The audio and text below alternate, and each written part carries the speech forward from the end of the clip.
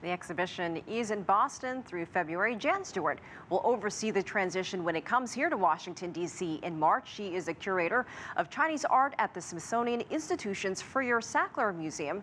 And I spoke with her about the work that goes into bringing an exhibition like this to the U.S. My co-curator, Daisy Wong at the Peabody Essex Museum, and I are both scholars who are very interested in Chinese portraits.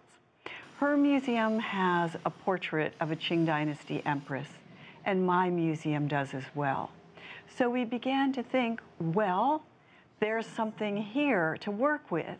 And both of us as museums wanted to work with the Palace Museum in Beijing. Wonderful, they have a collection, 1.8 million objects, a fantastic place with objects, scholars, and American people don't generally get to experience that material. So what we thought is, let's take our interest that can grow out of portraits of Qing empresses and build an exhibition that reveals the world of Qing empresses by most of the loans coming from the Palace Museum. And how long did this whole process take? I would say from our first conversation to the launch date, about 4 years. Wow. Some periods of intense work, some periods of waiting. Because every time you make a step, you have to choose what objects you want in your exhibition. Well, you can't expect the Palace Museum with 1.8 million to have everything online for you to access. So it takes conversations, working with their curators, saying, I've seen this published, or I once made a visit and saw this, would like this, but we want to go beyond, and we want to show things that have never been on view. And what is it like for you now seeing this all finished? I like to look at faces and I like to count nose prints.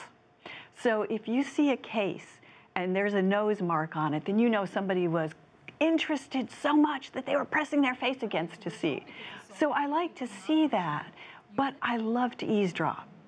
So we have a piece of calligraphy in the show that is an emperor writing an epitaph for his beloved wife who passed away at the age of 36. And you're never sure, will an audience unfamiliar with calligraphy be moved by the beauty of the writing? Because it is beautiful. And then it's so satisfying to find also reading our translation of that text. They get it. And they see that, yes, as we talk in the exhibition, some of the marriages were politically minded. They were alliances of powerful people. There were agendas. But some of these marriages actually had love. What are some of your favorite items? Well, there is some clothing to die for. So there is the most beautiful robe that a woman would have worn sort of for a semi-formal occasion, so-called festive dress, that is aqua blue silk, embroidered with 8 porcelain vases filled with effulgent, blooming flowers. And when you see the robe, you love it. When you understand and study the robe, you realize every single flower carries a particular auspicious wish. And that there's a series of puns that go on.